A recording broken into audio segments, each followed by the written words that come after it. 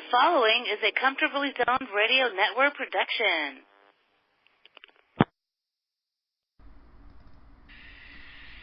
Ladies and gentlemen, welcome to Tony D'Angelo's PM Coast to Coast. Now, here's your host, Tony D'Angelo.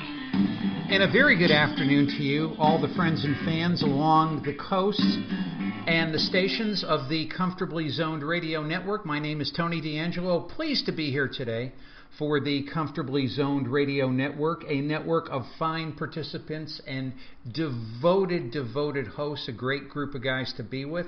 And I've got a guest for you guys today. Let me tell you, I try to mix it up on this show, give you a little entertainment, give you a little current affairs, kind of keep it interesting. But today we're going to baseball, hardcore baseball, Negro League baseball, and I've got the man for you, Bill Chapman, devoted Negro League historian, artist, knows more about the history of the game than, actually has forgotten more than most of us probably know.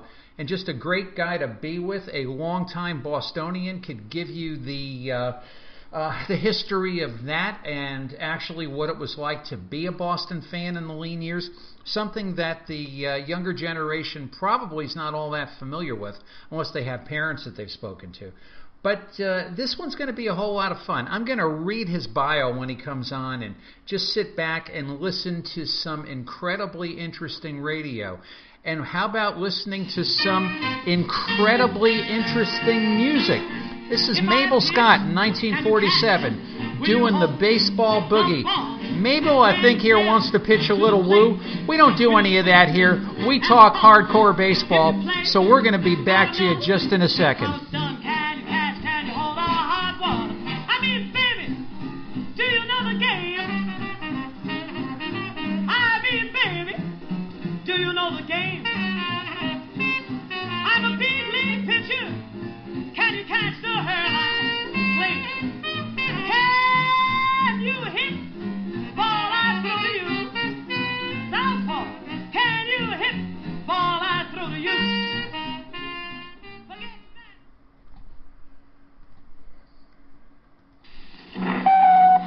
NBC presents the Joe DiMaggio Show. Starring the Yankee Clipper himself, Joe DiMaggio. Featuring Jack Barry, with the Kids versus Grown-Up Sports Quiz, with Joe DiMaggio's personal answers to the listener. A reporter's exciting story about this week's famous guest. And now, here he is, the star of our transcribed show, the center fielder of the world champion New York Yankees, and one of baseball's all-time greats. Here he is, in person, Chosen Joe DiMaggio.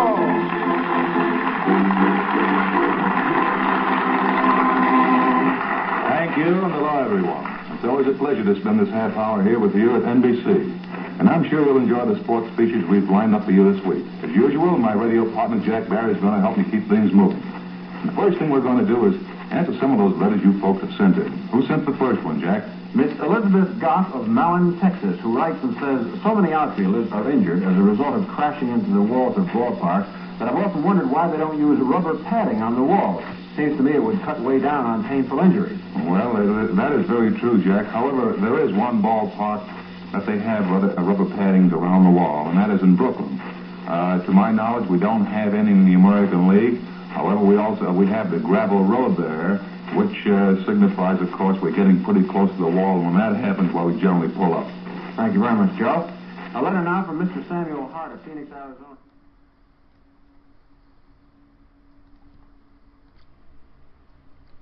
And ladies and gentlemen, along all of the stations of the Comfortably Zoned Radio Network, I am joined here today by Bill Chapman, a photographer for over 40 years. His childhood was spent 2 streetcar stops from Fenway, an alum of the Massachusetts College of Art, a fascination through his life of baseball history and photographing baseball. A multitude of books and publications have incorporated his work, including Shutout, A Story of Race and Baseball in Boston by Howard Bryant. Yes, kids, it did happen. Yankee Century by Glenn Stout and Richard Johnson. Rickwood Field by Alan Barrow. We're going to talk about that. He's been mentioned in the New York Times, Baseball America, the Boston Globe, and he is a Harvard University humanities scholar and just a great guy to talk to, one whom I am honored to have this day. My friend, thank you for being here with me today in my humble show. Tony, it's great to hear your voice again, and great that we can talk again. Thank you. Now, you were saying yesterday, and this is a fascination to me, you were, actually, you're on the way to the Ty Cobb Museum and the burial site in Royston, Georgia.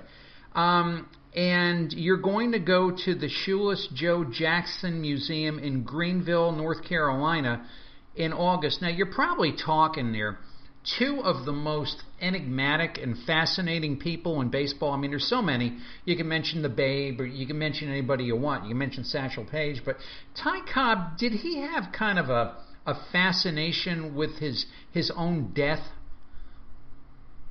Or his mortality? Or, you know, somewhere I thought I read that. Well, he died without electricity for a period of his life because he refused to pay an electric bill that he thought was overcharging him. And he did die in a hospital with a bag of bonds and a Luger under his pillow. So he was an obsessive-compulsive man that was able to turn that sometimes against people, but mostly into whacking a baseball. Did he have any relatives or wife or friends or? He had a couple of children. I'm not sure of the details. I don't think the children really had much to do with him, even as he was passing. But before he died, he did give the money to Royston, Georgia, to build a hospital. That's where he was born, and also his mausoleum is there. It's a small town in Georgia, so it'll be fascinating for several aspects. Now, what was his relationship with Babe Ruth? You know, there's a book about him that came out a couple of years ago that debunked a lot of the myths. A lot of what we know about Ty Cobb was exaggerated. A fellow named Al Stump wrote an autobiography with him right before he died, and then when the movie starring Tommy Lee Jones came out, Al Stump published another book which further exaggerated some of these situations. He was a tough character and a tough cookie, but a lot of the things that were attributed to him simply weren't true. Mm-hmm. As far as Babe Ruth goes, the Al Stump story says that he insulted Babe because of his alleged mulatto heritage. Yes. And it's hard to look back without, of course, having been there, but this is one man's account of something that he wasn't there for. So, Babe was a competitor to Cobb. So I'm sure there was a big competitive edge between them. Besides, Ty Cobb was the superstar in baseball until Babe Ruth came along, which took away a lot of his glory. The dead ball era became, the era of the Babe. Of the long ball. Yeah, it's funny. I was mentioning this to someone this week. Eldon Auker, I guess, who was around in the early part of this millennium, wrote that book, Sleeper Cars and Flannel and Flannel Pajamas. If I've got the title wrong, I apologize. But there was that story. It's become somewhat apocryphal of the Leo DeRocher stealing the Babe's watch, and the Babe saying, "Oh, Leo, you're fresh as paint." And Eldon Auker said that's not exactly what happened, if I recall. He said, really, he stole his watch and some of his money to go out in the town.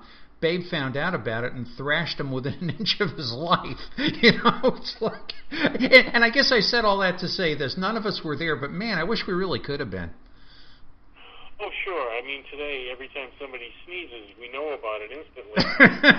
To accompany it, and that's not how I enjoy baseball. My own experience used to be able to go to sit at a game. Yeah, let's talk about that. Yeah. You are a lifelong Bostonian. You grew up very close to the Fenway Park area, and you were a cultural Red Sox fan and a Boston kid. Let's start there. Tell us about that. Well, at the time, the Patriots didn't exist. The Celtics existed, but it was more difficult navigation to get to a Celtics game, even though we did. But the Red Sox, as you mentioned, I grew up down the street from them, and our bus line was a nickel. It's up to $2.50 now. General admission was 50 cents, which my dad would give me $1, and he'd be rid of me for the afternoon. But the Red Sox, who were generally bottom feeders at the time, or close to it, so it was easy to get in and then move up to a really good seat, behind the dugout even.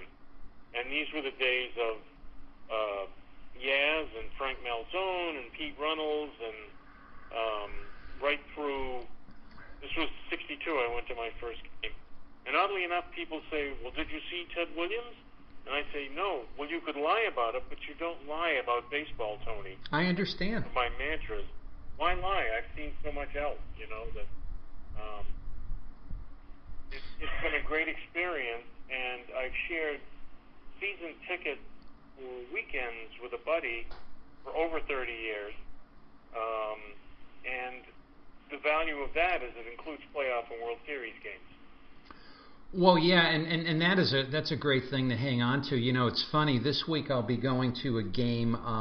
It's almost like an annual pilgrimage these days, or so it seems. Being away, living away from the New York metropolitan area with Bob Lazari, and I have a friend where I can park in a lot outside the Hudson River and jump on a train and go down. And where I am very envious of Red Sox fans. You can call me a lapsed Yankee fan. And where I'm very envious of Red Sox fans is you've got your ballpark. Bob Lazari and I will walk by this horrible-looking dirt, mess that dogs urinate on called Heritage Field, and we're all supposed to sit there and say this is where the greats played. And to me, it's just terrible. You've got your park. You've got your history.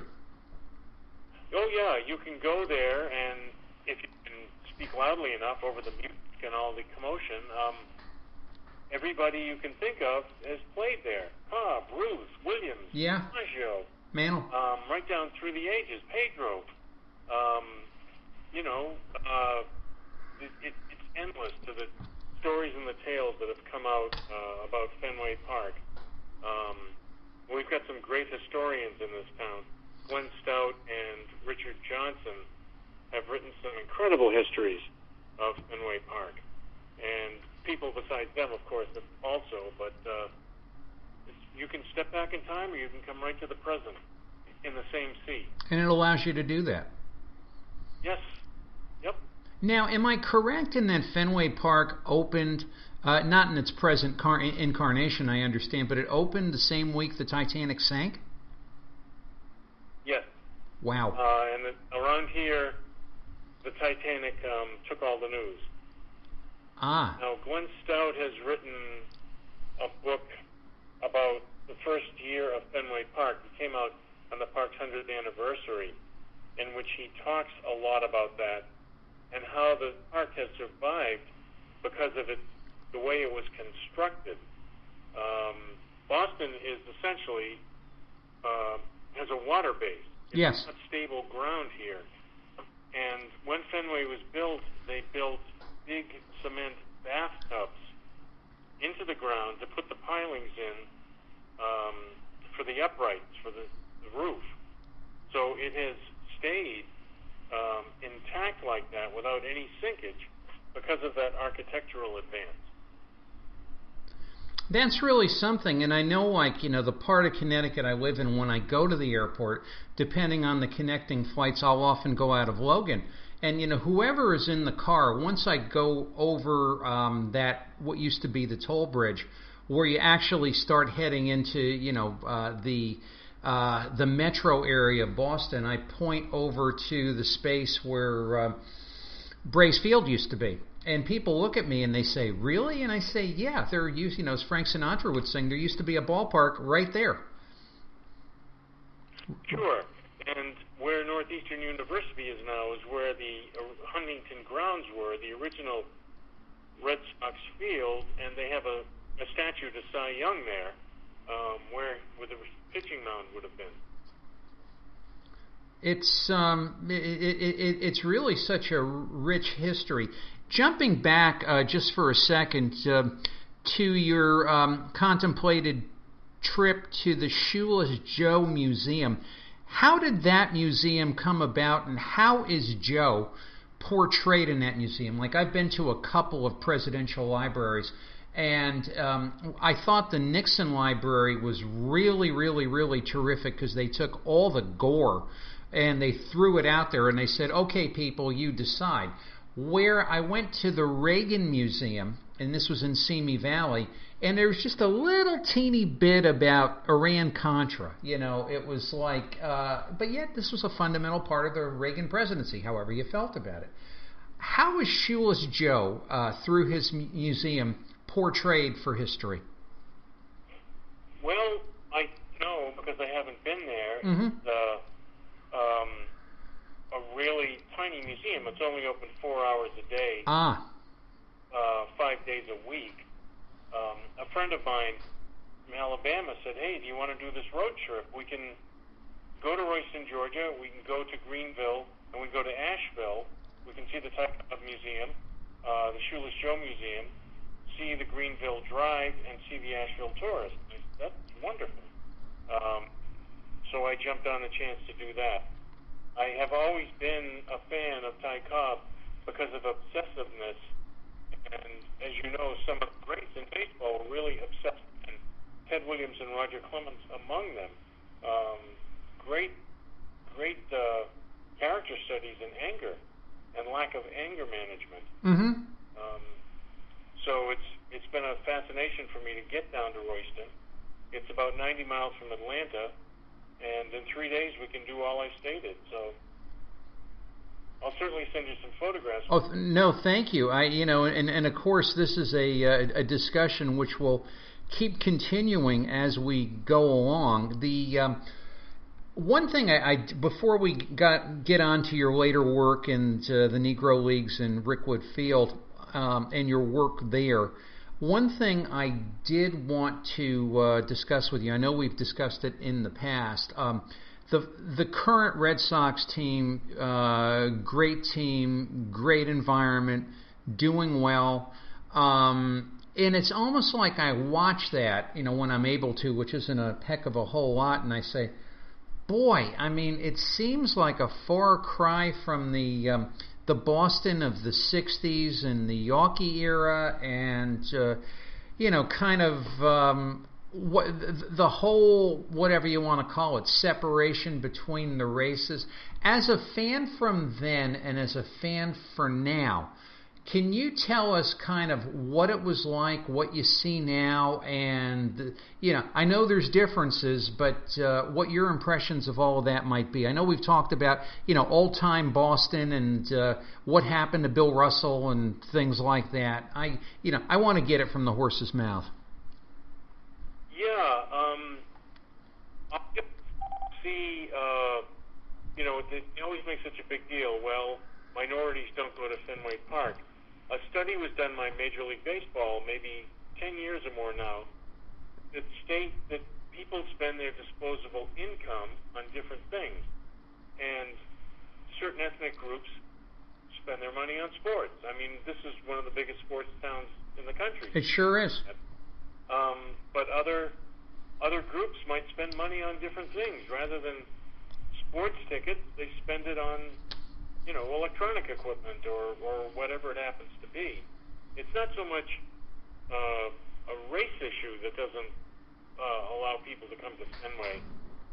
Though there is a lot of trepidation, and I found traveling through the South, there's a lot of trepidation about Boston in general, in places I didn't expect to hear it. But I think, there's a wise guy, there's a bad apple in every crowd, as you know, and one of the Baltimore outfielders got called out a couple of years ago, and that was regrettable, but they found the fan, and he's banned for life. So in any situation, you're going to find a bad apple or a couple bad apples, and bad apples with booze is not a good combination for anyone. Not at all. Not at all. I was having a... I don't want to overspeak the case of other individuals, but at least from my observation, it's a lot different than it used to be. A lot better. Well, and I had this discussion with a couple of younger baseball fans who were speaking about the fact that, now baseball is safe for all, from quote-unquote a race standpoint. And I said, kind of listen, kids, if you feel that way, great, but please don't deny the heritage of what happened. If we can make it better, that's the whole idea. But, you can go on about Yawkey as much as I probably can about George Weiss, who famously said, I don't want a black player because I don't want N-word people sitting with my nice Westchester clientele. And it's like, it's sort of like, okay, let's not ever fall back to that, but let's not think that, these things didn't happen, kids. They did. They did. They certainly did. And Rickwood Field, for example, had colored bleachers that were separated by chicken wire. Now that is Birmingham, Alabama, and the Deep South, but, things are taken to a much more extreme level other places. But it's sad that it had to happen, and we can only be aware of it and make sure that we don't participate in it happening again, but still recognize it could be a problem.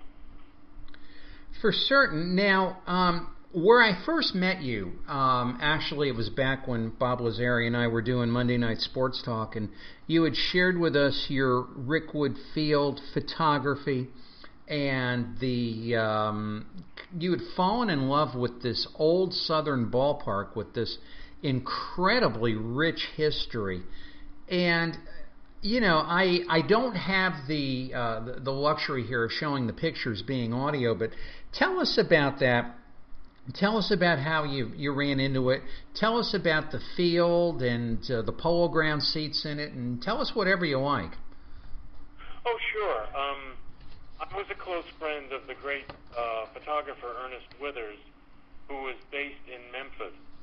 He photographed civil rights events, the music scene, and Negro League baseball. And of course, being in Memphis, he knew B.B. King, Elvis, you name it, Aretha, Sam Cooke when they were young, and photographed them.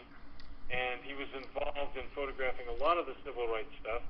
But he used to photograph the Negro Leagues, the Memphis Red Sox, which I have to add have no connection at all to Boston. The owner just like the name. And the biggest funeral director in Memphis, Tom Hayes, owned the Birmingham Black Barons. So Ernest would take a bus to Birmingham and photograph games. Typically what he did was bring the film home on a Saturday, print it at night, cover the bathroom window with a blanket, develop the prints. His wife would dry them in the oven, and he'd sell. They both would sell them at the game the next day. But when I started to visit him, what I was doing was going to a minor league ballpark, be it Mobile or New Orleans or Montgomery, and then I would take a bus to see him in Memphis. And when I finally hit Birmingham, I uncovered his history of going there on a bus and photographing and coming home, and I dug more into it. Rickwood is the oldest active ballpark in the country. It's 2 years older than Fenway. It opened in 1910. Now, it's not used except for one fundraiser a year. It's called the Classic. and also colleges play games there. You can rent it out for functions and things like that. It's not an active ballpark. But at one time, the Birmingham Barons and the Birmingham Black Barons both played there. So Ernest, who photographed in the late 40s and 50s, at least Negro League baseball until it disintegrated, photographed young Willie Mays there. Willie Mays was recruited from high school as a ringer and wound up playing on the Negro League World Series team that year. So Ernest has a history with a lot of these fellows that played for the Black Barons, and also you might know that the country singer Charlie Pride, I do. the Negro Leaguer, and he played for the Memphis Red Sox. So the more I talked to Ernest, the more I became interested in all this stuff. I went to Rickwood Field, met their director at the time, and literally fell in love with the place. And I go back every year for this classic game, which attracts all the surviving Negro League players. Every year they play it as a period game in which they dress in a year from their history. A lot of teams had their minor league teams there, including the Oakland A's, Reggie Jackson, Sal Bando, Raleigh Fingers. All those guys came through the minor leagues at Rickwood. But the Red Sox, Jimmy Pearsall came through there. The Yankees, there were many teams that used Rickwood as a double-A minor league club. So it's got a history from that angle, but particularly a chance to talk to these guys and photograph them. There aren't many left, and the ones that are left, I'd say there are about 160, 170 guys that can actually lay claim now to having played in the Negro League. More than I would have thought. More than I would have thought. Yeah, but the thing is also, Tony, is that when Jackie broke the color line, the Negro Leagues disintegrated. Oh, for sure. Slowly. So a lot of these guys played on teams, but the Negro Leagues went from about 30 teams to about 4 by 1961. So they weren't, certainly none of the people we're familiar with from history, Backel Page, etc., are still alive. Mm-hmm. But these fellows still play, and they have interesting stories, etc. And I've heard from some of these guys that when they were being called or chosen for the major leagues, they prayed that they weren't picked by Boston. Wow. Wow. You know, it's amazing. It almost makes me think about, well, actually, you can kind of look at this two ways. Black America, or to use the term of the day, Negro America, really, as I understand it, and of course I'm speaking here on your altar, so please correct me, had its own newspapers, its own economy, its own leagues, its own businesses, its own enterprises, if you will, where a lot of that really fell off the table when the Negro Leagues disintegrated. Yes, and as the country became more and more progressive and ending segregation where it could, the areas of the South resisted segregating for a long time. For example, in Birmingham, rather than allow African Americans to use public facilities, the mayor at the time filled in the swimming pool with dirt, so nobody could use it. When you've got a city like Memphis who just built another pool and said, use this one. It wasn't a solution mandated by law, but it was a solution that was acceptable to everybody. That's why they never had the trouble in Memphis that they did in Birmingham and other cities. The assassination of Martin Luther King was, of course, in Memphis, but only because his shooter couldn't get a clear shot at him in Atlanta and followed him to Memphis. It really had nothing to do with the city. So efforts were made, and slowly around here, I grew up in Brookline, which is a community. I was in 4th grade, and I was an Irish Catholic kid when the Irish Catholic was elected president, Kennedy. And I wasn't exposed to an African American kid till I was in 7th or 8th grade. Oh, I know. When I was in the state junior college system in Connecticut in the early 1970s, I would sit in the cafeteria with kids from, I don't know, Easton, Trumbull, Fairfield. They would be shocked at seeing a living, breathing black person. The only black person they had ever seen was Sammy Davis Jr. on television. He could have been a fiction. I'm not surprised. My dad would get very upset with me if he caught me listening to black music on the radio. It was more interesting. I didn't have any reason to be defiant. Oh, I know. I was one of those kids, too. But, Dad, it's Smokey. It's like, yeah. But, Dad, who would you rather have me listen to, Carla Thomas or Paul Anka? Well, it's funny. Bob Lazari and we have those discussions all the time because his father actually owned a music store, and his father really, believe me, I knew the man as he was older and was really far ahead of his time, probably from the rest of our dads as far as music was concerned. But, it's funny because, like, one time I interviewed Mel Carter, Hold Me, Thrill Me, Kiss Me. And Bob told me, he says, you need to tell Mel that Mel paid a lot of bills at our house. And Mel was laughing. He says, I'm very happy I did that. Man, oh, man. I've never encountered any problem anywhere except from some of these peripheral incidents. Ernest had a private social club, and he brought me in there, and they had a secret ballot after I left where they voted on whether I should be allowed back in, not because I was white, but because I was from Boston. Wow.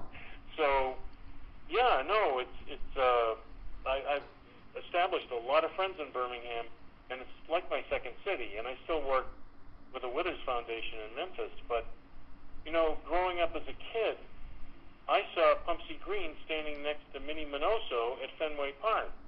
And I was, 11, 12 years old. I knew the significance of it, but I didn't know the entire backstory and grew into that as Kennedy was assassinated and Johnson and the Civil Rights Act and all the trouble in the South became so prominent. I learned as a kid about that stuff and just followed right through on it. It's really something, and it's just it's probably another show we could do at another time about the whole history of race relations. It just seems that every time in this country, when we make progress and we get to unity and evenness, some stupid thing happens that sets us like 20, 30 years back, and then we got to cover all that ground again. Sure, but hopefully, the generation will die out, and that includes people of my generation, and maybe we have a better world for the future. Yeah. I mean, that's all we can hope for. So. Yeah, and in one of my theological discussions, which rare moments for me. The fact if you are a believer in Christianity, you believe that Jesus will come back for a church without spot, blemish, or wrinkle. And I say, well, what's the biggest wrinkle? Racism. And what are we seeing? We're just seeing a lot of mixed race people come down the line. And, it's maybe that's a part of the solution. I don't know. Yeah, and, of course, most people's first exposures to race came by baseball on black and white television in right. the 50s. They made the black athlete a universal figure as opposed to somebody we only read about. I used to dig for scraps of information about Willie Mays because seeing him on NBC Saturday Baseball fascinated me. How he moved, how he could amble around differently than anybody else. And, the Red Sox are traditionally a slow white team, and that's what I had to grow up with. Yeah, and it's really something. And today's fans, it's like I can go into the house and I can get my Roku, and Other than a Yankee game, a Red Sox game, or a Met game, which they banned from my site, I can have a game anywhere else in the country that I want to watch, and it's at my fingertips. And today's, it's like we used to have to go to the sporting news and dredge for little facts or listen to the radio really late at night to find out what was happening somewhere else. Exactly, sir. It's really something. Anyway, in our closing moments together, I want to talk to you about two things. The first thing is, do you feel, or what is your feeling on the fact of today's Major League Baseball more or less making itself attractive to youngsters of color to follow the game and participate in the game? What kind of a job do you think they're doing, Bill? They've made attempts. As far as I know, Major League Baseball has reinstituted their inner city baseball program, and also, as far as I know, the only person that came out of this program when it was active years ago, C.C. Sabathia, and Carl Crawford is retired. It's difficult because, as you know, for baseball, you have to have a field, and you have to have more than a couple kids. Pick up basketball, you get a buddy, and that's it. But it's not like that to learn baseball. And also, there are a lot of baseball prep schools that people are able to attend during the summer, particularly preppy kids. So they have an advantage in skill set. And also, I think, a discouragement, and it's something that can never change and shouldn't, is that baseball has such a evolved minor league system where you start out at a low level and depending on your skills, that dictates how quickly you rise. But college, basketball, football, right out, no minor league system. So that is certainly more attractive to kids. As far as Major League Baseball goes, I think it's a very difficult road to hoe because basketball, face it, is much more exciting to kids. It's a more exciting game to watch. So they're attracted to it. They have their own group of stars.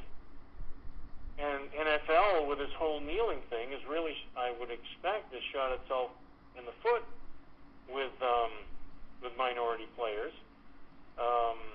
We'll see, because the money's there to recruit players, etc.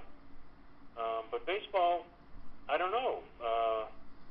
Yeah. I was thinking about the Pirates in the early 60s fielded the all-minority baseball team. They were the first ones to do it, and that was a year after the Red Sox finally integrated.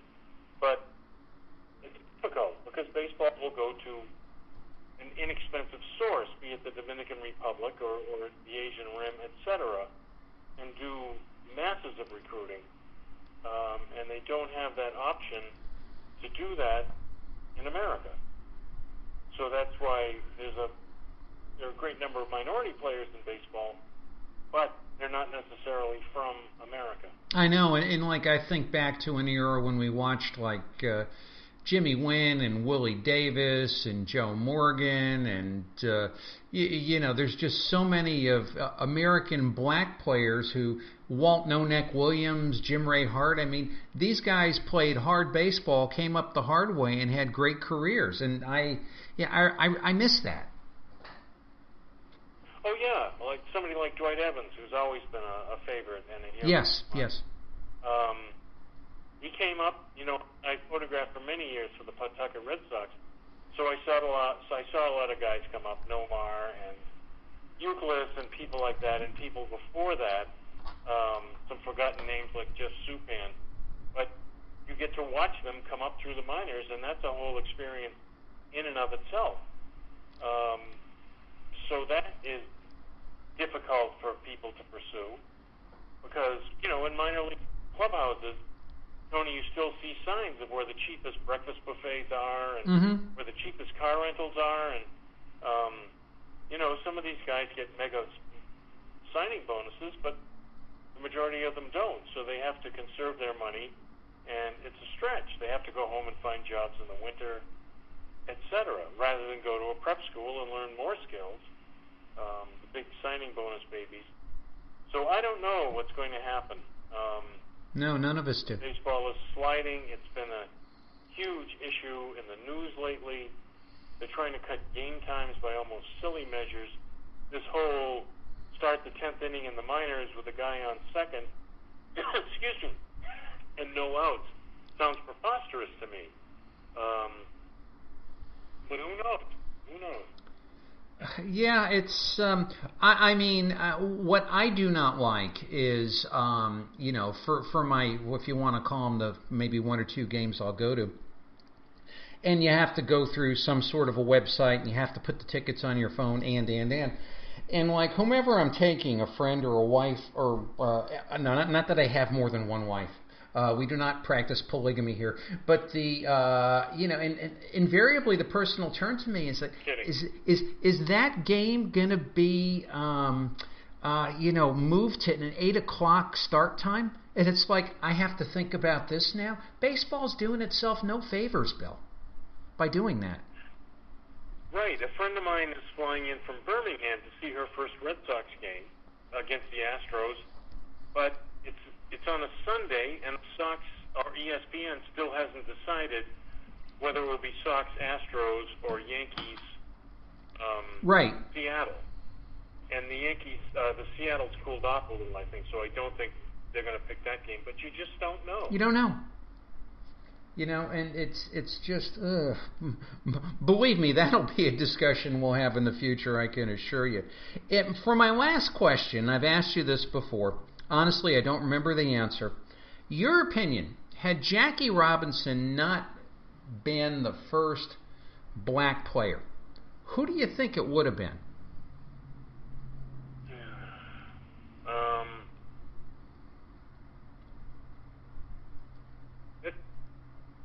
It's hard to say because he was picked because he had such a magnificent character.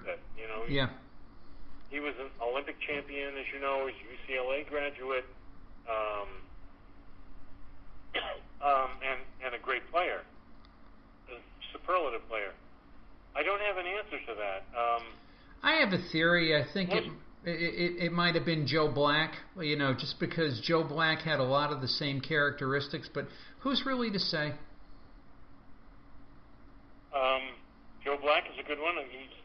Ernest knew him well in Memphis. Excuse me, Tony. I don't have an answer off the top of my head. Most of the guys that we would like to have seen, like Josh Gibson, etc., were too old by that time. By the time they get there, yeah. Yeah. The stars that we're familiar with had already aged. And Satchel Paige maybe, but he was so erratic as a person. Oh, yeah, for certain. Yeah, I don't think he would have. And Willie, of course, was too young, but not by much. Willie came up at 51. Oddly enough, the year I was born. But any of those fellows, I'm drawing a blank.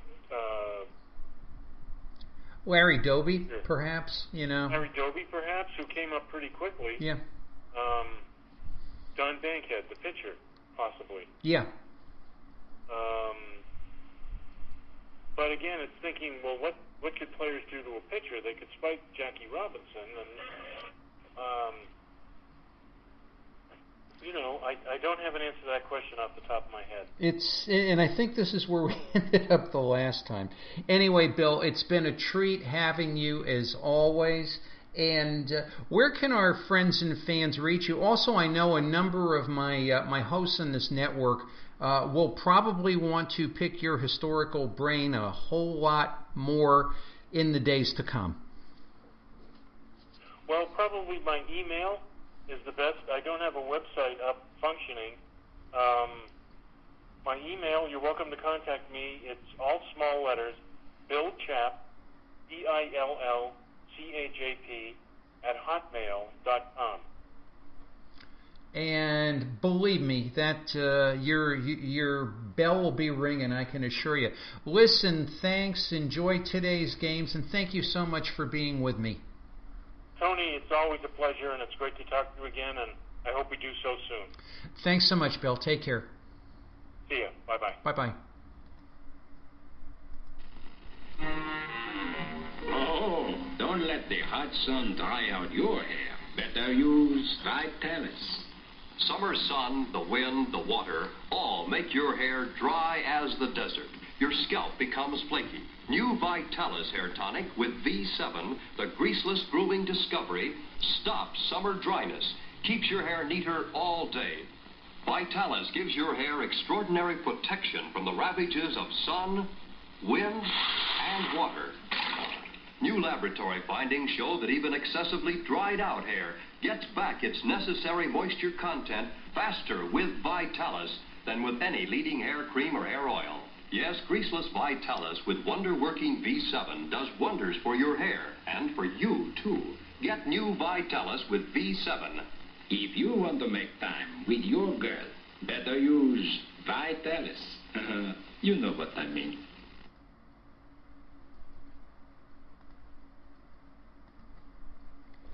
Anyway, kids, it's time for the Dan Ingram word of the day, and today's word is tantamount.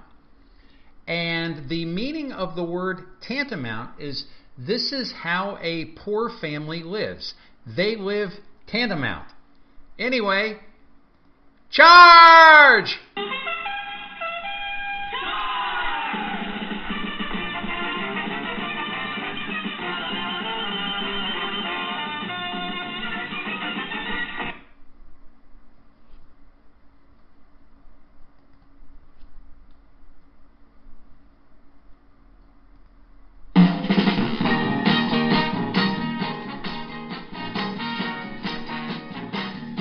Special thanks today to Mabel Scott, Jack Barry, the Big Dago, Joe DiMaggio, Vitalis. Believe me, kids, none of that stuff worked.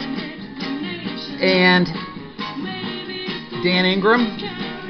And we were talking about earlier Smokey Robinson. Smokey doing a whole lot of shaking in my heart. And it's been a pleasure here today. As Dan Ingram would say, Kayuskade, we will see you next week. Also want to thank our paid advertisers here. We don't give them enough credit. So you guys take care. We'll see you in another week. Bye now from Tony D'Angelo's PM Coast to Coast.